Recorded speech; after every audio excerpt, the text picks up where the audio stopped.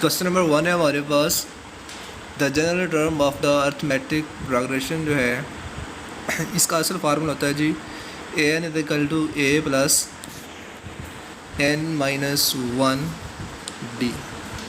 तो पहले वाले में माइनस की गलती है, तो इसका करेक्ट आंसर जो है वो इसका बी वाला पोर्शन है जी।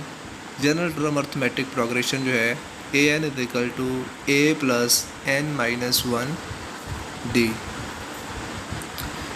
नेक्स्ट वो हमसे कहता है जी कि for the geometric sequence if the second term is equal to the fourth term what is the value of the common ratio क्या होगी फिर इनकी। हाँ जी, second term is equal to the fourth term. अब जो ज्योमेट्रिक सीक्वेंस है, ठीक है, अर्थमेटिक में नहीं है, ज्योमेट्रिक है, और ज्योमेट्रिक में कॉमन रेशो होता है डिवाइड करके, ठीक है। तो second term is equal to fourth term, इसका मतलब ये हुआ है कि अब हम यहाँ पे जो लिख सकते हैं कि वैसे तो हम इसको लिखते होते हैं कॉमन डिफरेंस नहीं, कॉमन रेशो होता है r is equal to r three, ठीक है। थर्ड आर वाली टर्म जो है वो होती है मेरे पास ए आर स्क्वायर, और जो मेरे पास ओवर यानी कि थर्ड टर्म बटा सेकंड टर्म, तो उसमें कॉमन जो है वो रेशो होती है। तो which of the following the common difference of the arithmetic mean, तो कॉमन डिफरेंस जो होता है ना हमारे पास उसे कहते हैं कि कॉमन मीन हर एक का डिफरेंस क्या होता है कि सेकंड में से फर्स्ट को माइनस करना है। लेट्स सपोज अगर आपके पास 4 है तो 4 में से 1 माइनस करूँगा तो आपके पास 3 बच रहा है। 7 में से 4 माइनस करूँगा तब भी आपके पास क्या बन रहा है, 3 बन रहा है। तो ये क्या है, कॉमन डिफरेंस आ रहा है। इसका करेक्ट ऑप्शन जो है वो पॉजिटिव का क्या आ रहा है, 3 आ रहे हैं। सो द नेक्स्ट ऑप्शन जो है first term of the sequence. तो अब हमने फर्स्ट टर्म के बारे में अगर बात करनी है स्टूडेंट, तो nth टर्म, ठीक है, जिसमें उसने लिखा है कि 2n हो, nth term is equal to 2n है, और n जो है वो ग्रेटर दैन 2 है। और n अगर ग्रेटर दैन 2 है तो यहाँ से 3 से स्टार्ट लेगा, और 3 को 2 से मल्टीपल करूँगा तो वो 6 आ जाएगा। इसलिए इसका जो करेक्ट ऑप्शन होगा ना वो हमारे पास 6 होगा। वजह यह है कि उसने कहा है जी कि n जो लेना है ना वो आपने ग्रेटर देन लेना है 2 से, तो ग्रेटर देन 3 है, n की जगह पे 3 पुट करूँगा तो 3 2 से मल्टीपल होगा तो 6 आंसर आ जाएगा। नेक्स्ट उसने कहा है जी कि if the first term is 2 and common difference जो है वो 4 हो, द नंबर ऑफ टर्म अगर हम जो है वो 10 वाली लें तो what is the value of the 10th term. तो आप देखें यहाँ पे आ जाएगा जी a 10 is equal to a n मेरे पास कितना है, फर्स्ट टर्म जो है वो है हमारे पास 2, कॉमन उसके बाद आता है प्लस n माइनस 1। अब n क्या है मेरे पास 10 है, तो 10 में से 1 निकाल दूंगा 9 आ जाएगा। कॉमन डिफरेंस मेरे पास कितना है, कॉमन डिफरेंस मेरे पास है 4, तो 9 4 36, 36 में 2 ऐड करूँगा तो 38। तो इस तरह से जो करेक्ट ऑप्शन होगा वो आपके पास होगा जी 38।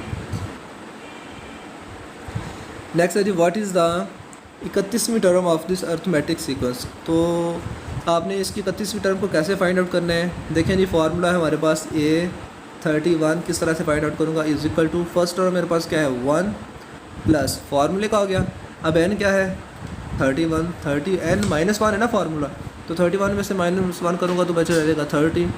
कॉमन डिफरेंस यहाँ से खुद ढूंढ लें, 4 में से 1 निकालेंगे तब भी 3 है, 7 में से 4 निकालेंगे तब भी 3 है, और 3 30 से मल्टीपल होगा तो 90 में 1 ऐड करेंगे तो 91। तो करेक्ट ऑप्शन इसका जो होगा वो 91 होगा। नेक्स्ट है जी हमारे पास कि for the geometric sequence if the nth term जो है वो मेरे पास 32 हो, तो और nth टर्म जो है 32 है, और first term is equal to common ratio 2। हाँ जी, फर्स्ट टर्म और कॉमन रेशो जो है वो क्या है 2 है, then find the value of n।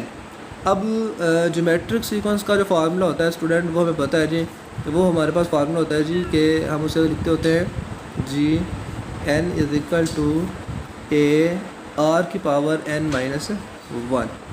ठीक है, अब अगर हमने 32 आंसर है n टर्म का, तो n की जगह पे n ही पुट करना है, तो यहाँ पे आ जाएगा 32 is equal to, first term भी हमारे पास 2 है और कॉमन रेशो भी मेरे पास 2 है, तो 2 की पावर n माइनस 1। अब 32 जो होता है ना, वो होता है 2 की पावर, कितना होता है जी, 2 4 6 8 10 12, सॉरी 2 4 8 16 32 5। अब 2 की पावर 5 एक तरफ है और इधर से 1 ऐड हो जाएगा, तो n is equal to 5 answer आ जाएगा इसका। ठीक है, तो नेक्स्ट हमारे पास आ जाता है for the geometric sequence a b b b b square and b3, ये चलता जा रहा है जी। तो if it's common ratio is 3 then the value of b। तो अब यहाँ पे कॉमन रेशो में दिया है, तो find the value of b हमने वो ढूंढना है। देखें जी, कॉमन रेशो कैसा होता है जी, कॉमन रेशो कह रहा है 3 है, तो 3 आंसर कब आ रहा है, जब मैं सेकंड पोर्शन को फर्स्ट पे डिवाइड कर रहा हूँ। तो b इधर आकर मल्टीपल होगा 1 से, तो आंसर मेरे पास क्या बन जाएगा, दोबारा से 3 ही बन जाएगा। तो नेक्स्ट क्वेश्चन है जी, सम ऑफ द ज्योमेट्रिक सीक्वेंस। तो अब हम इसमें कॉमन रेशो जो है वो r से छोटा है, तो जब कॉमन डिफरेंस r से छोटा होता है तो an को हमारे पास 1 है। ठीक है, तो 1 और इसके बाद आता है जी r माइनस 1, तो 1 माइनस r आ जाता है, तो 1 कॉमन डिफरेंस आ रहा है माइनस का 1/2।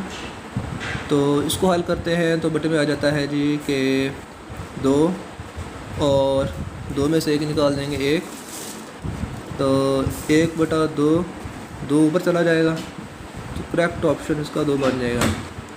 1/2 का डिवाइडेड करने से वो 2 बन जाएगा, तो वो 2 सबसे अबाव चला जाएगा। तो नेक्स्ट हमारे पास आ जाता है, लास्ट क्वेश्चन आ जाता है इसका जी, कि for the sequence 5 10 20 40 than 8 term of this sequence. सबसे पहले हमने ये देखना है कि ये टर्म हमारे पास ज्योमेट्रिक है या अर्थमेटिक है। तो हम इसे अगर देखें तो इसको हम 2 से मल्टीपल करते जा रहे हैं, फिर ये टर्म बनती है, तो लिहाजा ये हमारे पास जो है एक ज्योमेट्रिक सीक्वेंस है। ठीक है, सो अब हमने इसकी 8th टर्म तक अगर हमने जाना है, तो इसमें चूँकि कॉमन डिफरेंस तो है नहीं, इसमें आ रहा है कॉमन रेशो।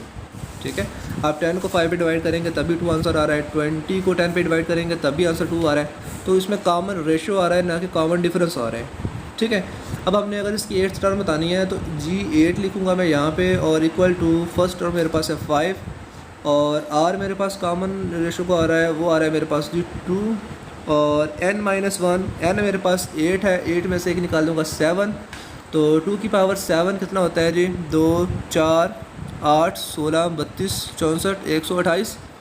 ठीक है, तो 128 को अगर हम 5 से मल्टीपल करते हैं तो कितना बनता है जी, ऑलमोस्ट 640 बन जाएगा। तो यही हमारा जो है वो करेक्ट ऑप्शन होगा। तो नेक्स्ट हमारे पास, हाँ जी, तो क्यूज़ हमारे पास ख़त्म हो चुके हैं जी। मिलते हैं इंशाल्लाह नेक्स्ट वीडियो के साथ, तब तक के लिए अल्लाह हाफिज़, ऑल द बेस्ट।